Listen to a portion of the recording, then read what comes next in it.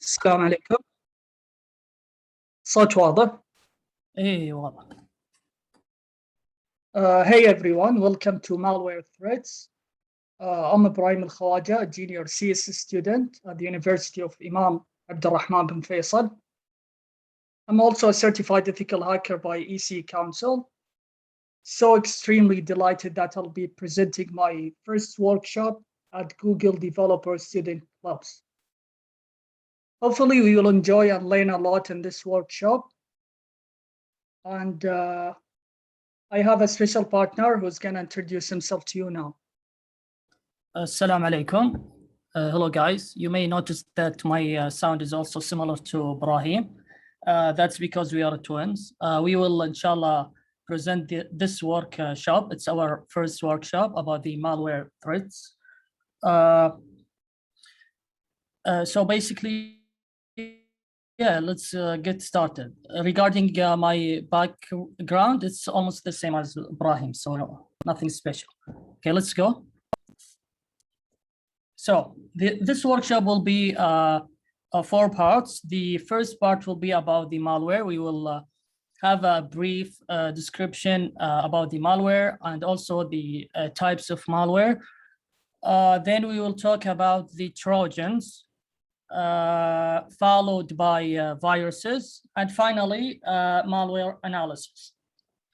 Now we will deeply focus on the part 2 and 3 when it comes to applying what we are talking about. Like we will show you guys how to create a Trojan, how to create a virus, and also how to analyze them using special utilities. So what's a malware?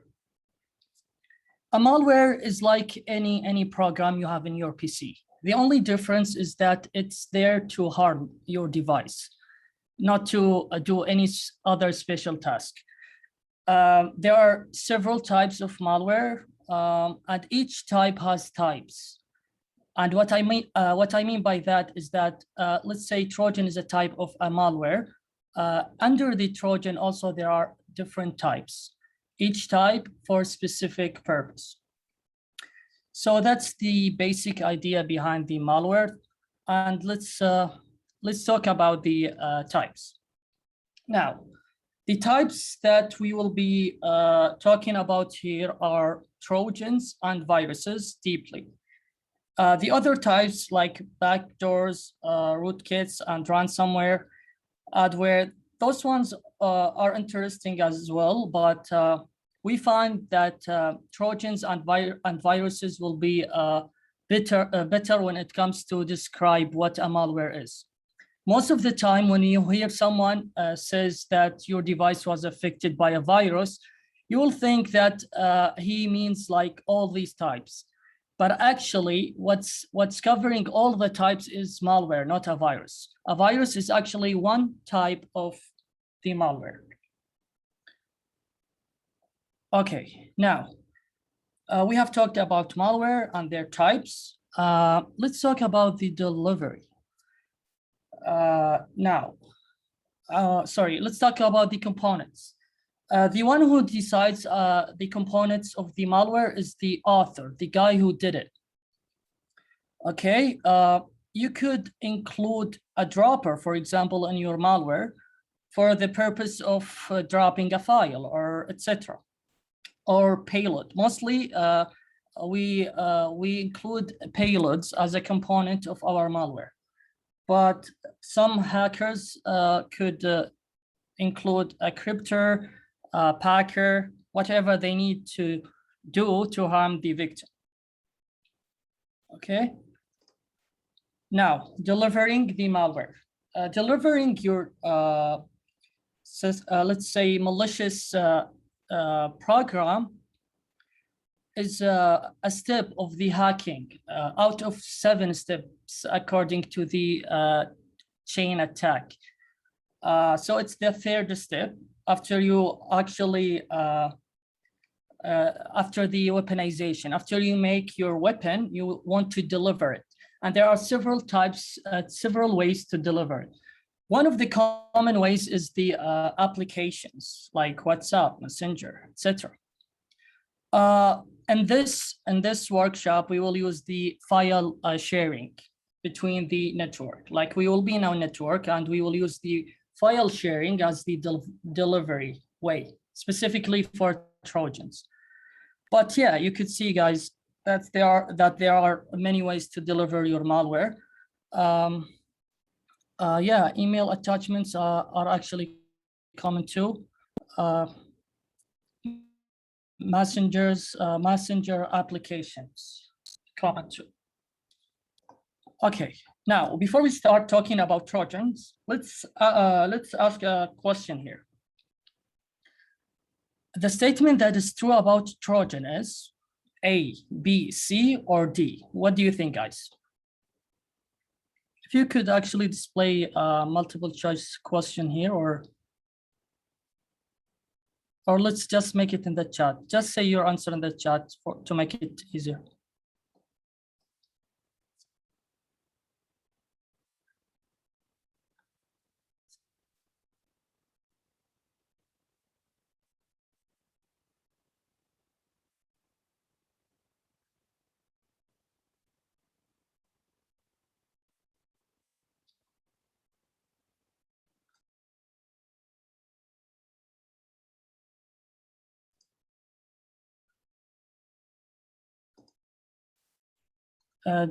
Did anyone share their answers?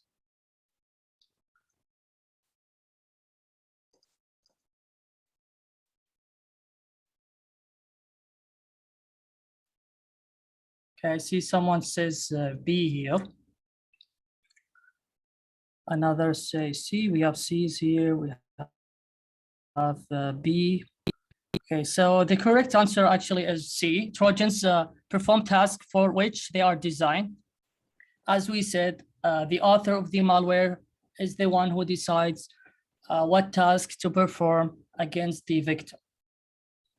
Okay, now, the Trojan. I think most of you guys are familiar with the story of Trojan. The Trojan term comes from the Trojan horse story about the giant wooden horse that the soldiers were hiding inside. And this is presented at the gate of the city. And we let the Trojan horse in and look at the wonderful gift, yada, yada. Everyone goes to bed. A hatch opens on the side of the Trojan horse. All the soldiers jump out and kill everybody in the city.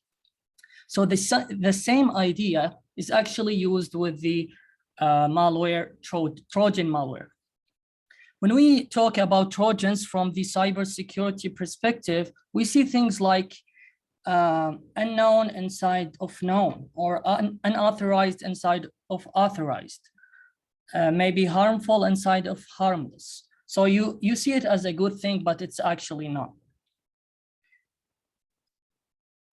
Now, how do hackers use Trojans? They use it actually for several purposes. That's why it has many types, and we will go through the types later on. They use it to delete, record, maybe spy on the device.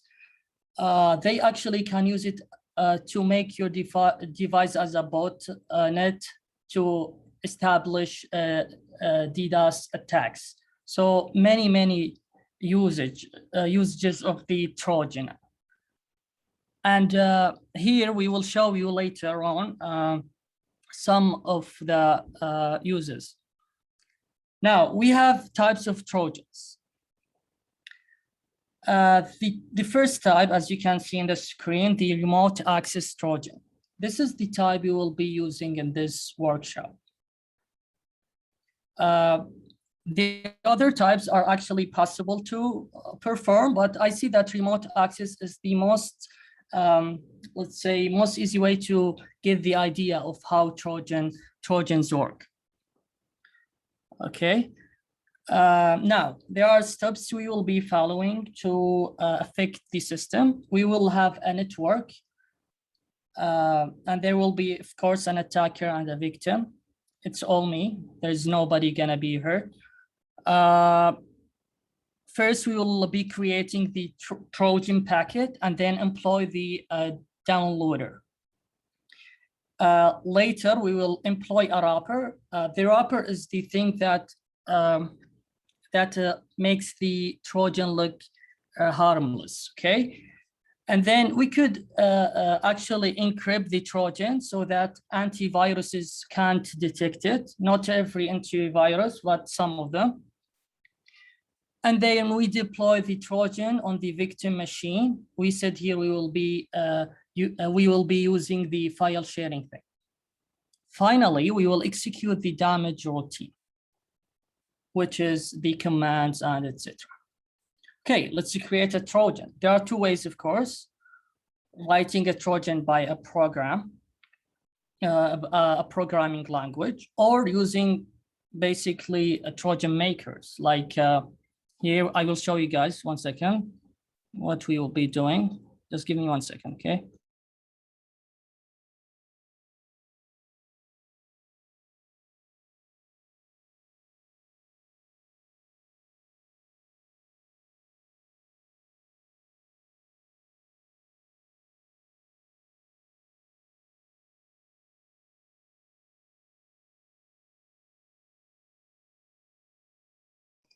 Okay, can you see, guys, the Windows screen?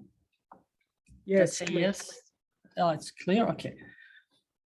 Okay, so this is the Windows 10. We have here several devices in the network. We have Windows 10 and other ones like the Android and etc. But here in the purpose of demonstration, we will be using Windows 10 and Windows Server 16. Windows 10 will be actually the attacker, okay? Windows Server 16 will be the victim. So let's just get started. First of all, I'll go to the folder that includes the tools, malware threats, let's say Trojan types, remote access. As I mentioned, guys, before, we will be using the remote access Trojan. For short, it's called Drought. This utility is a little dated, but it's still useful to demonstrate things. So the port used here in this let's say program is 5552. There's no specific port. Each Trojan program has its own like port. Okay, so we press start. So all what I'm doing here is for the purpose of for educational purposes. So I'm not gonna attack anyone. I'm attacking virtual devices between the Windows 10 and Windows Server 2016. Okay, so we press builder and we write the host IP. So the IP of this machine is 10.10.10.10. Okay. The last 10 stands for the device Windows 10. Okay.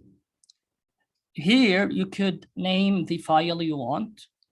You could actually some utilities give you the option to let's say link your malicious code to a useful code like a game or a calculator. But here, because we don't have time here, I'm going just to create the Trojan called server.exe and create build. That's all. I didn't do much. Okay, so let's see.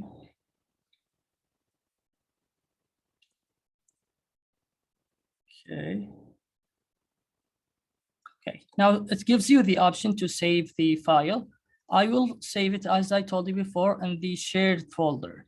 This folder is shared throughout the network, okay? So the victim 2016 will be able to see the server.exe and think that it's actually a peaceful file. Okay, so we press save. Okay, now we saved it. Now your program is waiting. for someone to connect.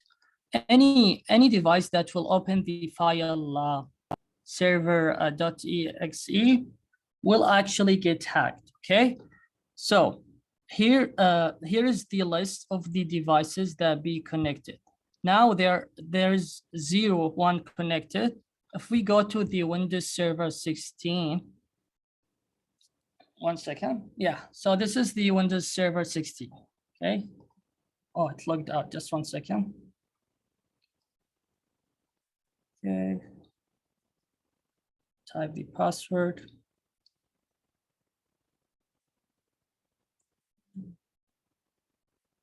So I'm now in the victim machine. Okay.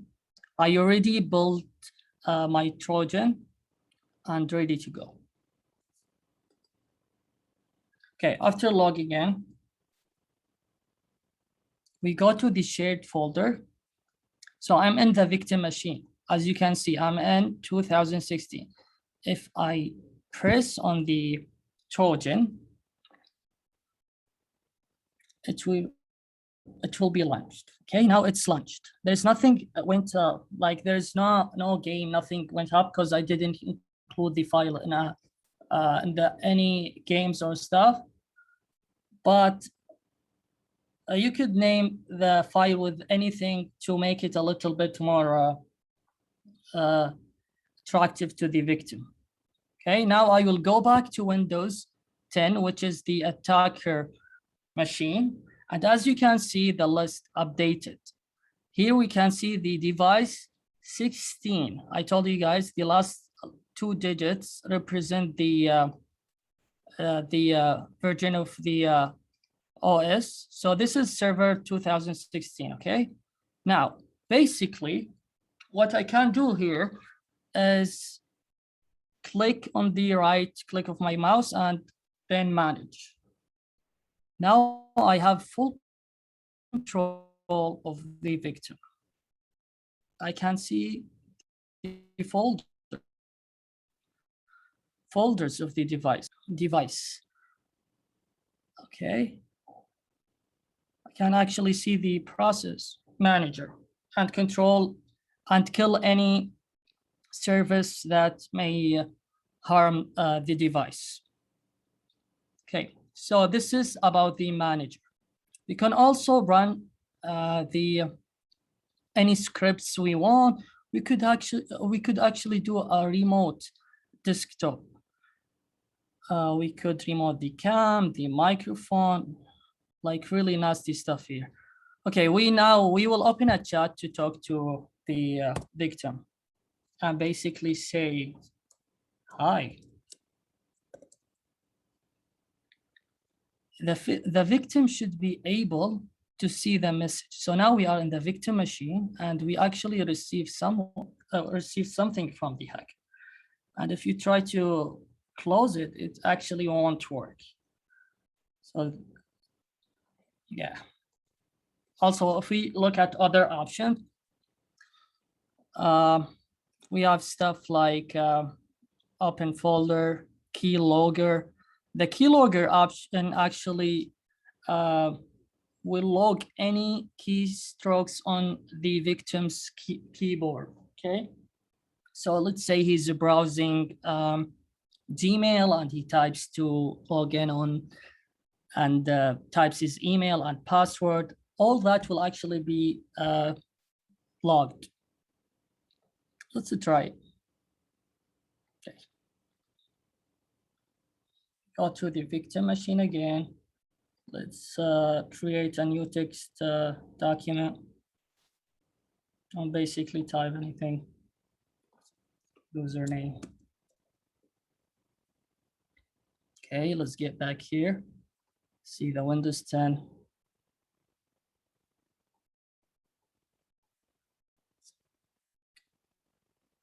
Let's do refresh. Okay, so here we go. We see user, and I did a backspace and then wrote name. Now, let's say he typed his or her password. Okay, we get back to this is the victim machine. We get back to the attacker machine or the hacker. And we press refresh, and here we go. We see the password. I misspelled that, but you get it, guys. Okay, so that's basically it. That's how the Trojans work. Let me switch to the PowerPoint. Okay, so now with Ibrahim, he will talk about the viruses.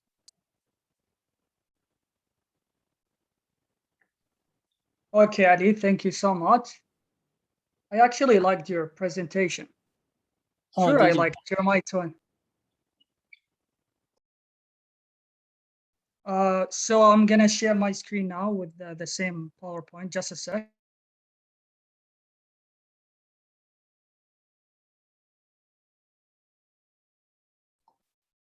Yeah, guys, if you have any questions, you can just put your questions in the Q&A, and we will refer to them by the end of the workshop, okay?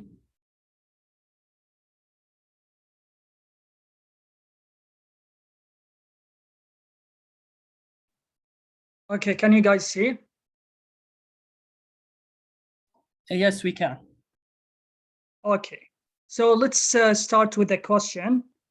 How many types do you think, guys, there are viruses in computers?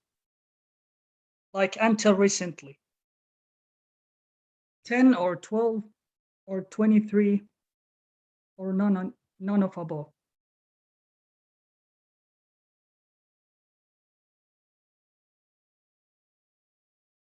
Okay, some people are saying 10. Till now, I'm seeing most of you are saying C. Now it's D.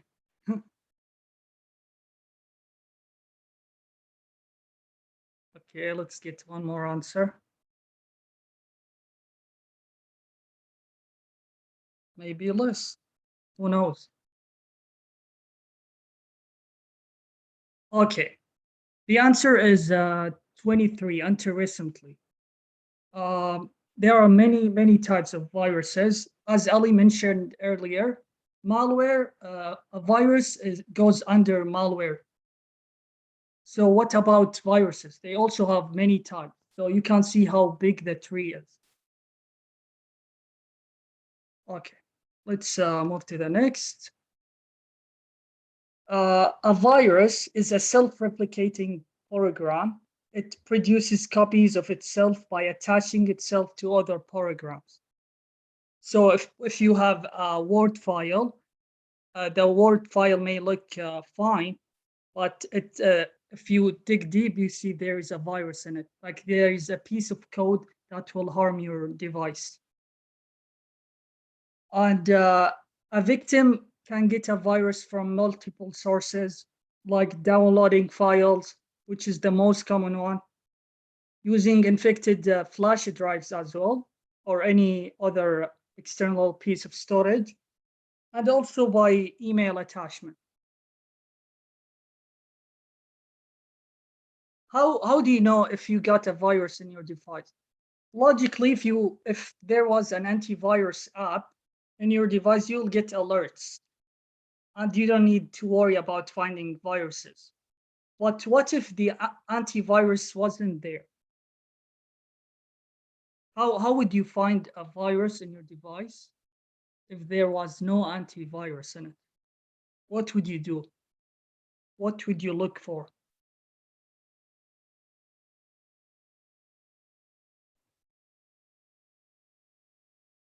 You got my question, guys? I said, if you didn't have an antivirus in your device, what would you do to guess that there is a virus in your device? You can't scan. You don't have an antivirus.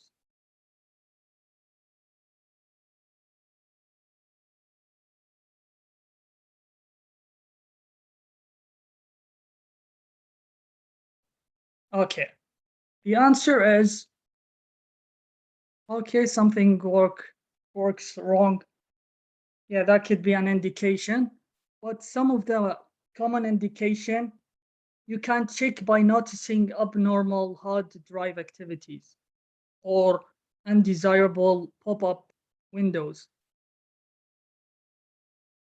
or even lack of storage space, because some types of viruses will cause a huge difference in file sizes. So let's say you have a picture, and that pic would normally be between 1 to 3 megabytes. But because it's infected by a virus, you see it, for example, 50 megabytes. So there is something abnormal in the sizes. Usually when you have viruses, they replicate themselves, so they take a huge size of your storage. So you notice, why my device is lagging or not working properly?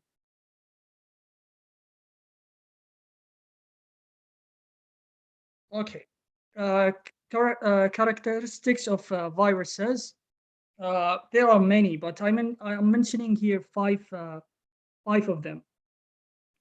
The most recognized characteristic for viruses is their ability of self-replicating. So they become many twins, like me and Ali. We are not viruses, but let's say we are, and we replicate ourselves, and we became like in many files. And also viruses destroy files. A virus will not stay watching victims do their job. It wants to replicate itself to cause more damage. Regarding destroying files, some viruses, they can damage, delete, or reformat, or erase your hard disk. Also, they can, just like Trojan, you can encrypt them. They encrypt themselves to avoid antiviruses, because antiviruses know the codes for famous viruses, and they can detect them easily to alert victims. But if they were encrypted, it becomes more demanding for antiviruses to detect them. So they can harm your device without knowing. This is one of the advanced methods to do a virus with. Not only can it destroy files and encrypt, but it also can change data, like macrovirus. We will mention that in the next slide. And the last one mentioned here is move between files. They can move actually their file, like not replicating, but moving from directories, desktop to documents file, or whatever. Types of viruses. We mentioned that there are 23 types. I'm covering here 3 only, because if I'm going to cover all of them, we are not going to finish this workshop today. The first type I'm mentioning is macroviruses.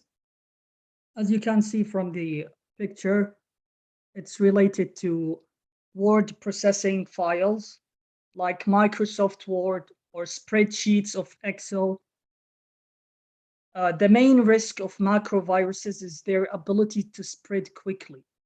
So if you run a Word file infected by a macrovirus, all other documents on your computer become infected. Like if you have many documents of Microsoft Word, all of them will be infected when you run one infected Microsoft Word.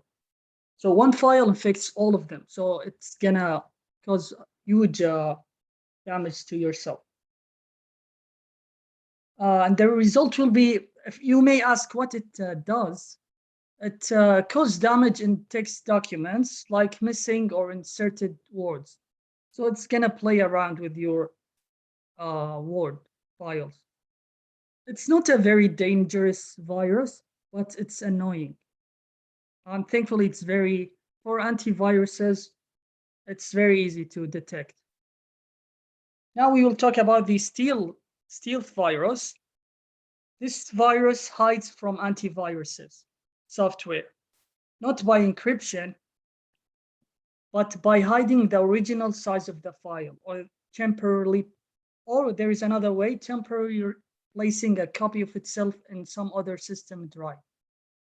So replacing the infected file with the uninfected file that is stored on the hardware. So I told you earlier that we can detect a virus by knowing the size of the file. So if it's 1 mega, it can be 20 megabytes. But still, viruses can play with the size, so you can't notice the difference. And the last type here is logic bomb virus. This virus is programmed to execute on a specific date and time. So the creator of this virus will set a time for the victim and a date to start it or run it. And usually it's used by employees. Let's say an employee got fired and he is mad at his boss. So he tells himself, okay, I'm gonna infect his computer with a virus. And he infects it or she infects it. And when the let's say the boss runs the virus, you'll get a message that his device has been hacked or destroyed. It's very common use between employees and bosses. I'm not sure why they hate each other. Okay, let's move to the next one. Okay, worms are like viruses, but there is a difference. Let me see if you know, if you can guess or know the difference between a virus and a worm. Let's test your knowledge, guys. So what is the difference between a virus and a worm? They both replicate, but what's the difference? Anyone knows?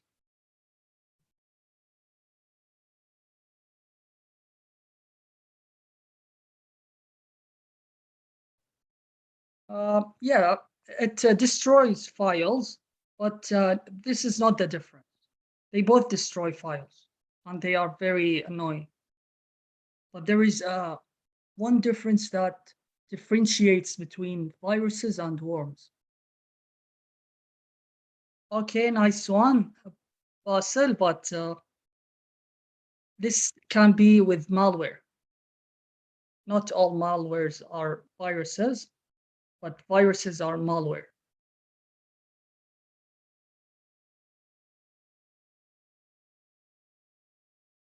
Uh, both of them they can spread. Okay, nice one. Yeah, good job, Basil.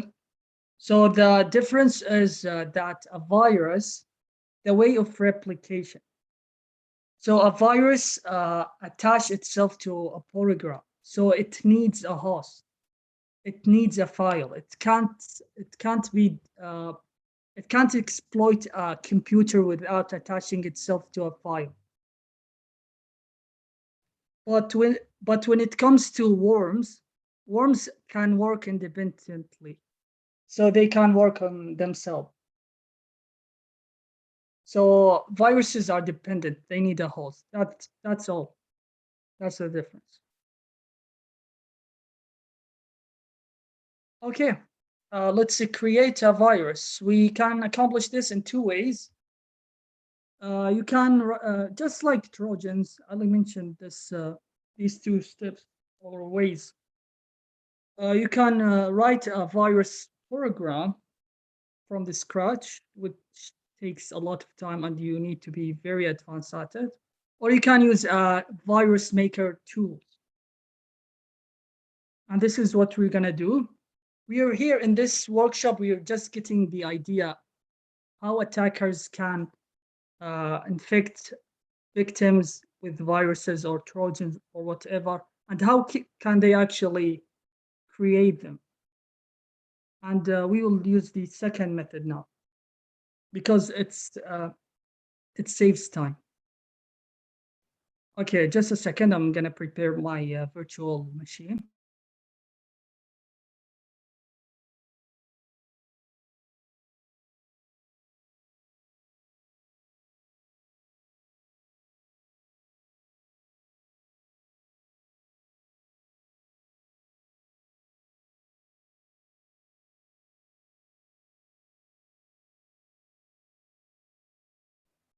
Okay, this is the machine.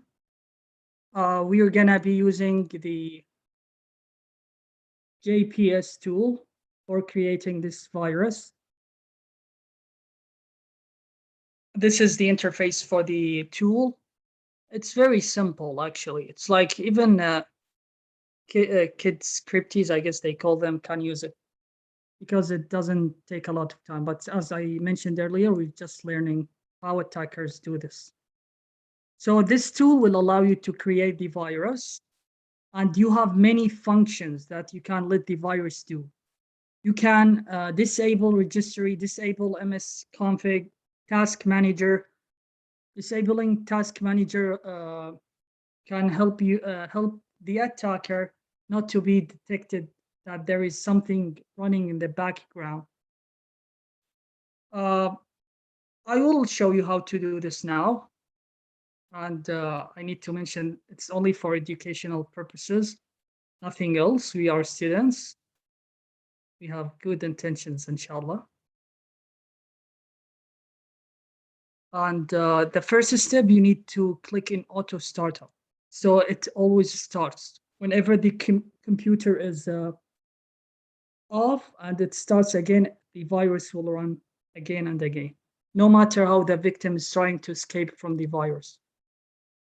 We also want to disable task manager, so it can't be seen when he or she open the task manager and see the processes. They can't see it from the window here, so they can't close it. It's always on or running. And we want to disable, let's say, taskbar, desktop icons, so they can't access these files. Look how a virus can be very dangerous. Disable browsers, turn off Windows Firewall, turn off Windows Defender, lock screen. We're not gonna be very evil here, but yeah, I think this is enough. You can also enable remote desktop, remove a Bluetooth. Yeah, I think this is enough. Let's not be that bad. Now, you can also name it here, name the file. You leave this based on the version of the Windows. Yeah, this tool is only for Windows system. So you can choose the type of Windows that the victim has before sending. Make sure it's the same, otherwise it's not gonna work. And we move to the next. You can click, as you can see this arrow here, just click on it and you see this option. You can change Windows password. So we want to change it to QWERTY. Become a password. Change computer name. You can change it to whatever. We don't want to close the Windows service, close custom process. We don't want this. Yes, here is an interesting point. You can convert this virus to a worm, so it replicates itself. We named this worm test, and we want it to replicate every 1 second. What I'm doing now here can be done by making a whole new virus manually by using specific programming languages. But this tool helps you just to finish things faster. You can enable it to convert to backdoor, so you can connect to the victim's machine.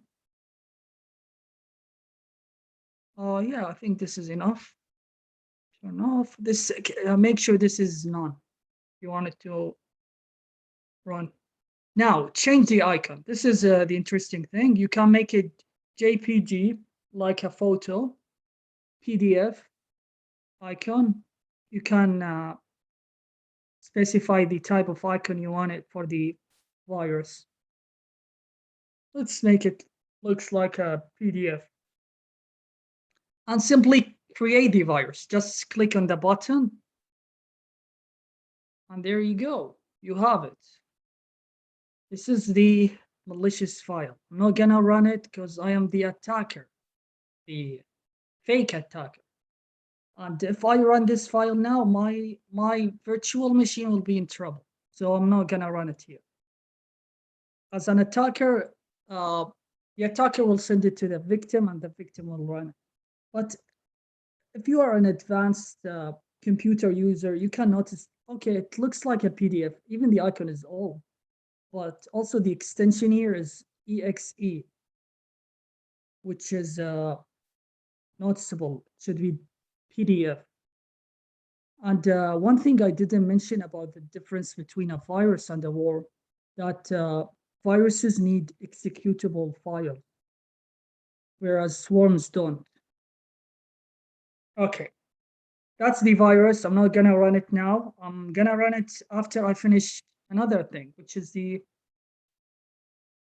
next. It's gonna be in the next slide. Just let me move to the slides. Just a second.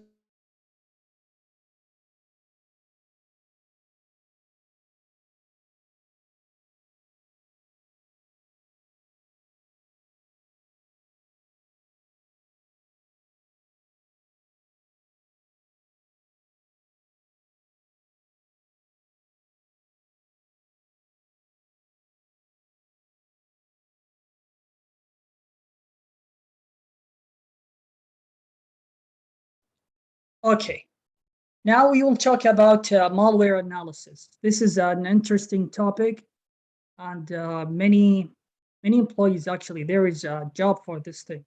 Like you analyze the malware, and the purpose of this is to recognize the behavior and also see if this program, if there is a program that is infected with a virus, so there are malicious codes in the program. Yes, that's it. We move to the next slide.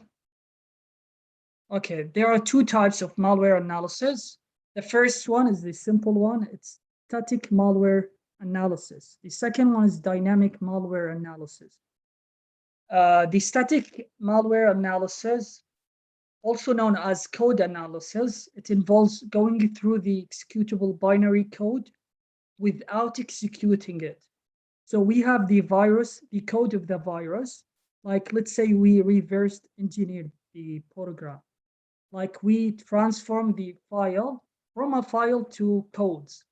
And we check the codes. We don't run the codes. We only see them. That's called static malware analysis. We are only seeing how the malware is written. And the purpose of this to get a better understanding of the malware and its purpose. However, the dynamic malware analysis, here we want to see the behavior. We want to see how the system will react when we run the virus or any kind of malware. It involves executing the malware code, not only seeing it. We want to execute it to know how it interacts with the host system and see the impact on the system after infection. And when it comes to malware analysis, it's very recommended that both static and dynamic analysis be performed to obtain a detailed understanding of the functionality of the malware. So it's better to do both, not only one. One may let you know some of the behavior or see the malicious codes, but it's not enough. It's better to do both. You insert the file in a virtual machine, for example, and see how it's reacting to the malicious file. Okay, now we will analyze the malware. We want to see how we can analyze it. There is a famous tool called VirusTotal. It's actually an online tool. It's a really amazing tool. We will see it now. Just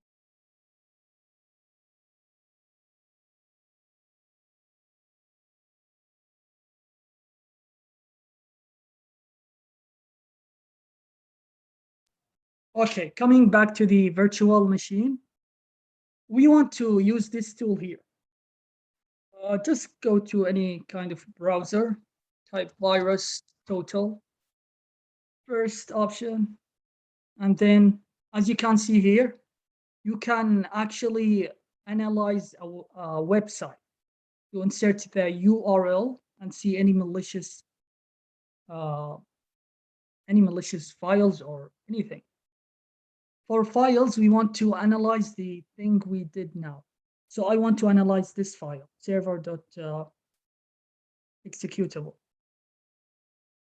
We click choose, select the file, and there is a terms of privacy thing, confirm upload. It's now uploading. Now what's happening? Virus total is linked to many types of antiviruses.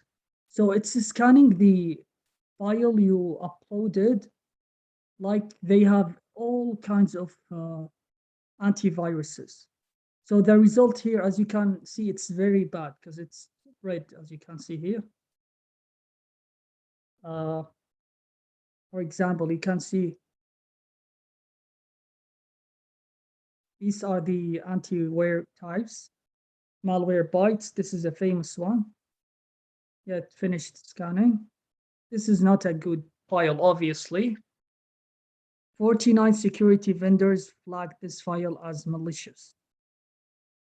So this file we created can be detected easily by antiviruses. And by using virus total, we know which types of antiviruses can detect this file. For example, Kaspersky here.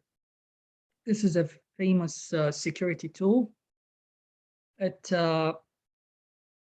classified this file as it's classified as Trojan actually, but we consider it both because this one we didn't attach it to any file, but this tool can let you attach it to a file to be a virus, to name it a virus. Also, Microsoft Security can detect this. Okay, I want to ask you a question. What do you think this website is capable of? Is it capable of only static malware analysis or dynamic malware analysis? We mentioned them earlier. Do you think it can do both or just can do one?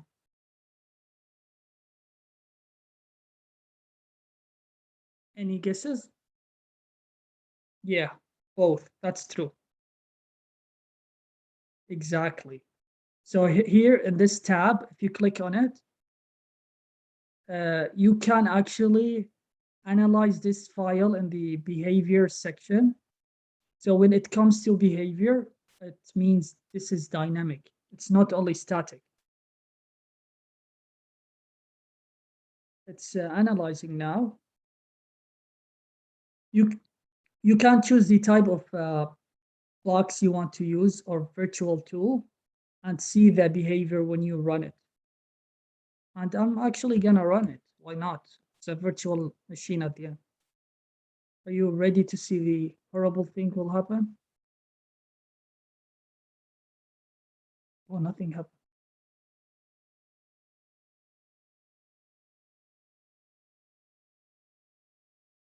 Maybe I need a permission.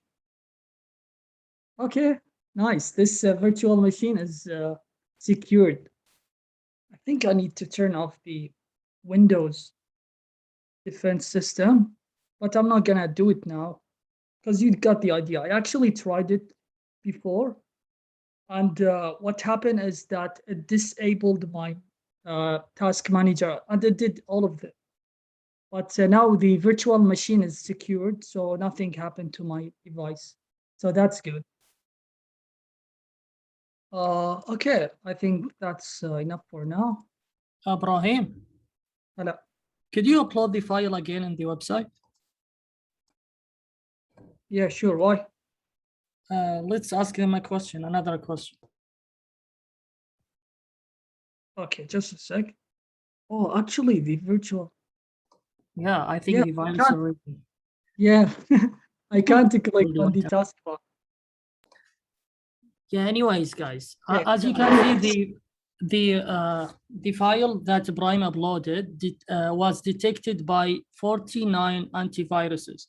How do you think we can bring the number down to make it less detected? nice question. Okay, I'll share the PowerPoint till they answer.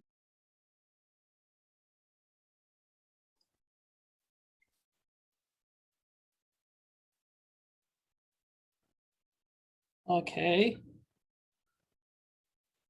I get some answers here.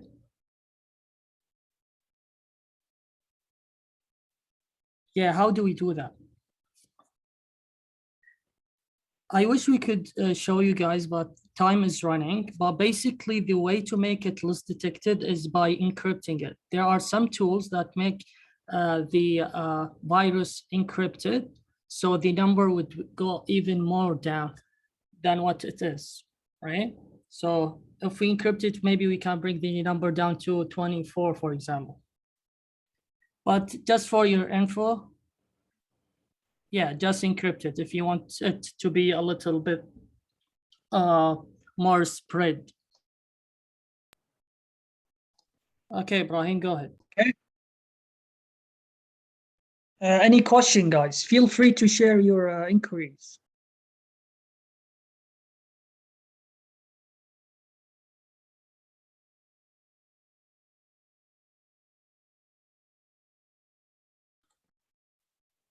Guys, you are now welcome to share your questions if you have any. Anything related to this workshop you are still wondering?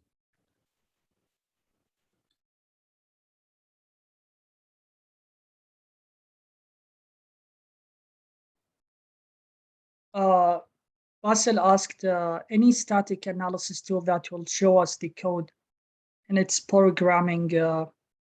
Oh, mashallah, the questions are a lot. I need to scroll up. And its programming language.